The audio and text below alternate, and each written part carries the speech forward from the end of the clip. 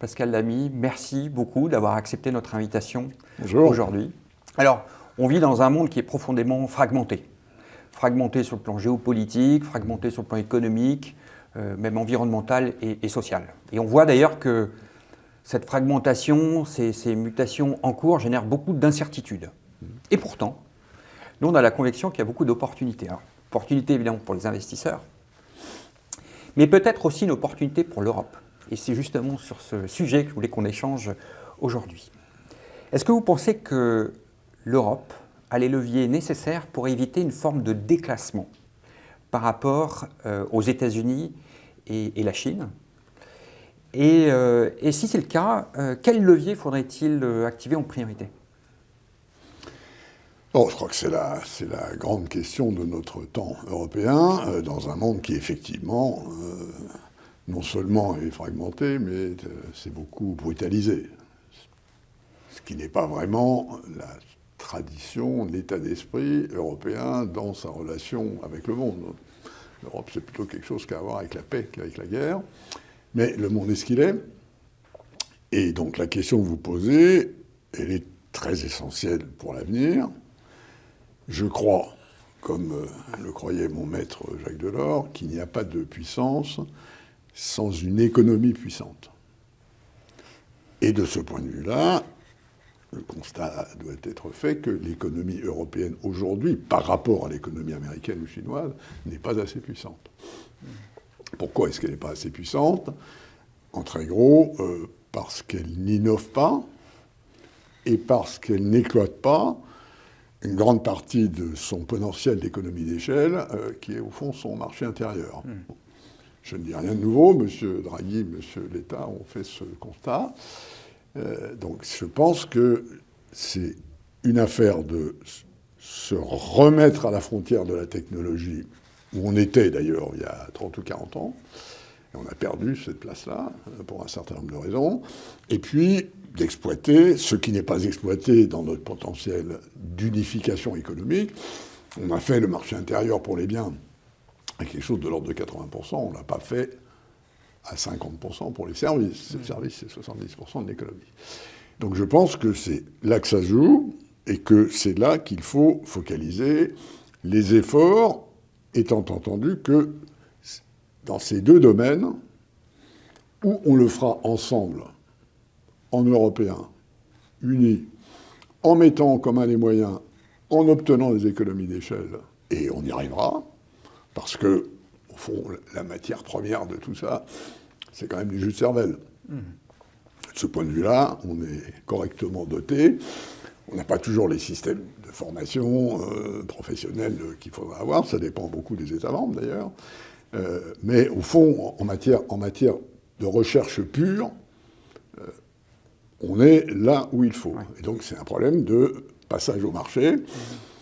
En très gros, comme je l'ai souvent dit à Bruxelles, notamment en présidant cette mission de régénération de l'hydrosphère européenne, on a 1 milliard de crédits et d'euros de recherche sur 10 ans.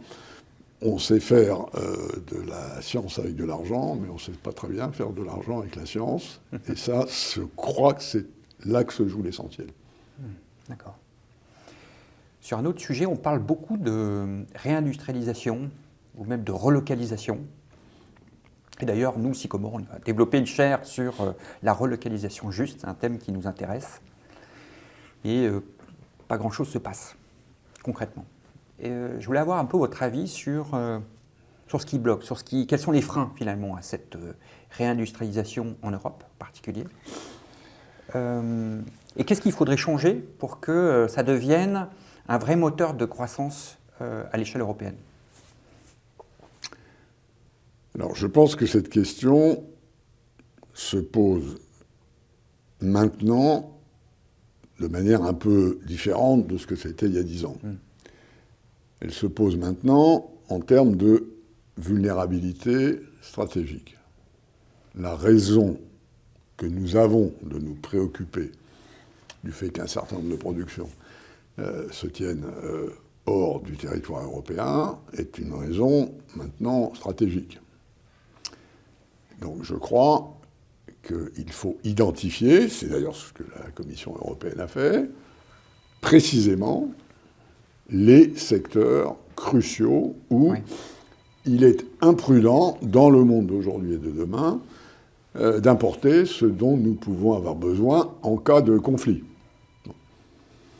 C'est pas un raisonnement que j'aurais tenu il y a 10 ans ou il y a 20 ans, certainement, mais enfin, c'est le raisonnement d'aujourd'hui, étant entendu que dans un système de capitalisme de marché globalisé, qu'on trouve ça bien ou pas bien, les raisons pour lesquelles des entreprises européennes soit produisent ailleurs, soit importent et ne produisent pas, sont des raisons tout à fait rationnelles de multilocalisation, de processus de production, gouvernés en fait par des coûts relatifs. Et donc, je pense qu'il faut traiter cette question, mais deux, je pense qu'il faut non plus faire d'illusions, ça va coûter bonbon. Parce que les raisons pour lesquelles on produit ailleurs qu'en Europe ne vont pas changer du jour au lendemain, et donc il va falloir qu'on paye la différence. Et ça, je pense que c'est quelque chose qu'une partie de l'opinion a un peu de mal à admettre. Au fond, les gens pensent que on commerce parce qu'on aime bien les gens, et puis on ne commerce pas avec les gens qu'on n'aime pas. Non, c'est pas ça. On commerce parce que si vous faites quelque chose mieux que moi, et moi quelque chose mieux que vous, on a un intérêt à l'échange. Et donc, il faut aller dans cette direction, mais dans des cas précis, bien identifiés, sur lesquels on a suffisamment d'accords politiques au niveau européen, et en sachant qu'il faudra que quelqu'un paye la différence. Alors, soit c'est le consommateur, ça peut se justifier, après tout, une espèce d'assurance collective, c'est pas forcément comme ça que ce sera présenté politiquement, soit c'est du budget, et le budget, c'est quand même d'abord les États membres et accessoirement l'Union européenne. Alors c'est intéressant, justement, ça fait le lien avec ma troisième question sur la stratégie industrielle européenne.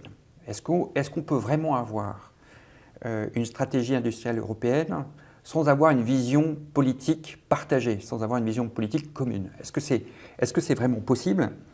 Ou est-ce que finalement on est condamné à avoir un peu de saupoudrage national, faute d'accord sur les priorités? Non, c'est une très bonne question. Je pense que dans le domaine économique, c'est assez facile de se mettre d'accord, parce que, encore une fois, on est dans le domaine de la raison. Les intérêts, ça s'articule de manière rationnelle. Je ne dis pas qu'il n'y a pas un peu d'émotion ou d'imaginaire dans l'économie. Si vous achetez une voiture plutôt qu'une autre, c'est peut-être pour un coup de cœur, ou parce que la pub est bien faite. Mais le fond du sujet, il est dans la construction d'un imaginaire européen commun sur les menaces extérieures, qui est en quelque sorte un peu amont de la question précédente à laquelle je vais essayer de répondre. Et là, l'Europe n'est pas encore un peuple partageant les mêmes rêves et les mêmes cauchemars.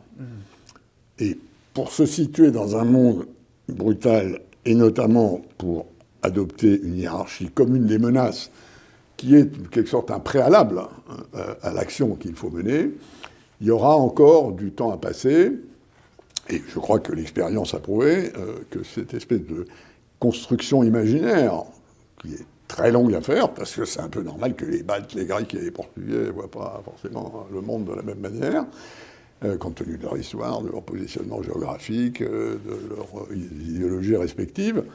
Ça prendra du temps, et en attendant, il faut effectivement se concentrer sur les menaces essentielles. Alors, on a essayé de faire ça pendant de très nombreuses années. On n'y est jamais arrivé. Les deux qui font qu'on va probablement y arriver plus vite qu'on ne le pensait, c'est M. Poutine et M. Trump. Et éventuellement, d'ailleurs, M. Xi Jinping, qui, lui, est là aussi en fond de tableau. Cette énergie politique n'était pas disponible à l'intérieur, pour les raisons que vous dites, une très grande diversité de mentalités. D'ailleurs, j'ai monté et je finance avec ma petite fondation des chaires d'anthropologie européenne contemporaine pour essayer de regarder cette face nord de l'intégration européenne. Disons, la face sud, c'est les marchés, c'est l'euro, c'est des choses que tout le monde comprend. La face nord, c'est plus compliqué. Mais je pense qu'on est un peu dans un moment où ça va se cristalliser sous forme de menaces extérieures, hélas, d'un certain point de vue. Peut-être mieux que ça se passe dans la paix et de manière très lente, plutôt que de manière un peu accélérée et sous la menace. Un autre sujet qui est lié à la finance. Alors vous savez, Sycomore est spécialisé dans l'investissement responsable. L'investissement responsable, c'est un point fort de l'Europe. On a une régulation qui est quand même très bien structurée. On a beaucoup de demandes aussi de nos clients, investisseurs.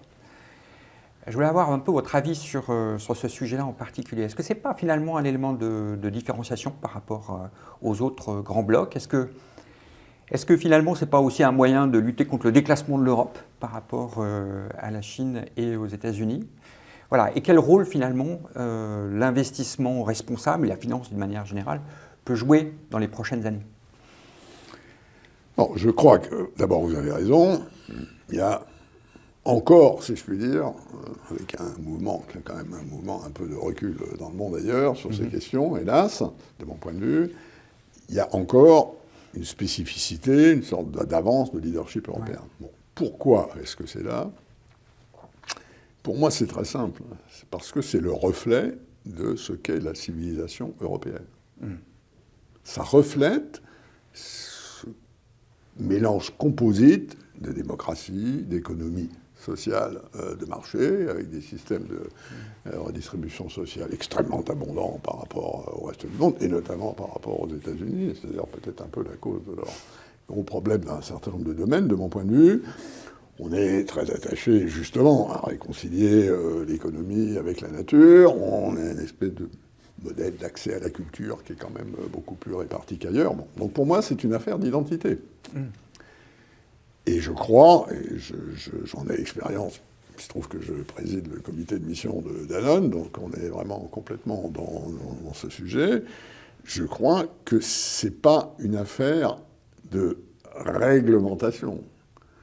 C'est simplement que l'Europe a l'ambition de trouver, à sa manière, la connexion entre une économie de marché profitable et rentable et la protection de l'environnement, de l'océan, et je passe beaucoup de temps sur la protection de l'océan, pas parce que c'est bien plutôt que ça serait mal, parce que c'est rationnel de faire ça, parce que si le capitalisme moderne, et dans sa version européenne, ne fait pas ça, il va être moins profitable. Au bout d'un moment, alors il faut intégrer ça dépend des secteurs, mais je pense profondément qu'il y a une espèce de cohérence et que c'est la raison pour laquelle il faut continuer à investir là-dedans.